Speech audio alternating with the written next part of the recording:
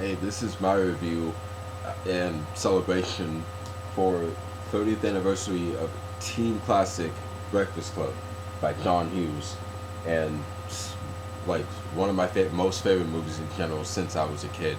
But this movie is about. It takes place on a Saturday. It's about all these five random high school students of different cliques and associations do detention for one Saturday afternoon, and while they're, there's tension. They don't know each other. They're all pissy and angsty and don't want to be there. But then they all start to interact and argue and talk, communicate, get to know each other, and walk a mile in each other's shoes, sort of. Or like they get to hear about what it's like to be each other in high school and whether they fit in or not. Um, and yeah, it's really funny. It's witty and this it's really badass. I love this movie, and to me, I understand why it's popular and why it is the way it is. It's hard to put in more words how like why I like this movie and what's so good about it to me. But yeah, if you're into '80s era films or in particular John Hughes, or if you are like in middle school to high school, you see this movie, and if you have it usually more people not like it, or they kind of connect with it. Maybe one reason why it connects with people, because I mean, yes, it's a movie, it's heightened in all this and that, but it's definitely like realistic and close to realism, as far as, again, things that teens can go through at school or with their friends or with their parents and just at home and stuff. um, but yeah, and it's got a good cast.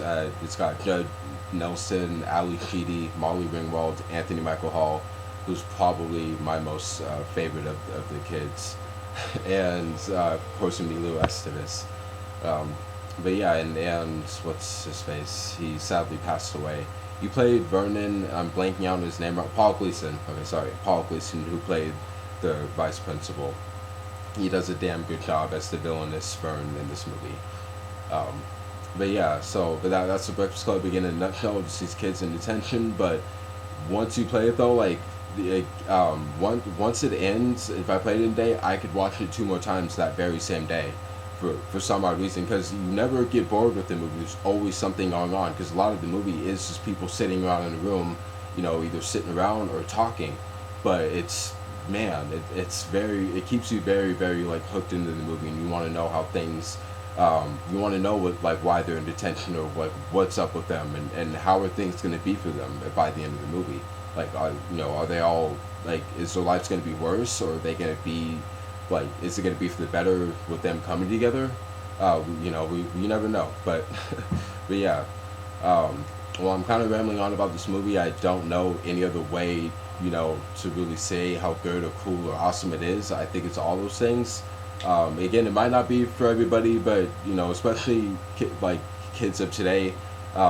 Yeah, this generation with iPods and social media, see this movie if you haven't. The Breakfast Club, it is a classic, and you might be able to relate to it.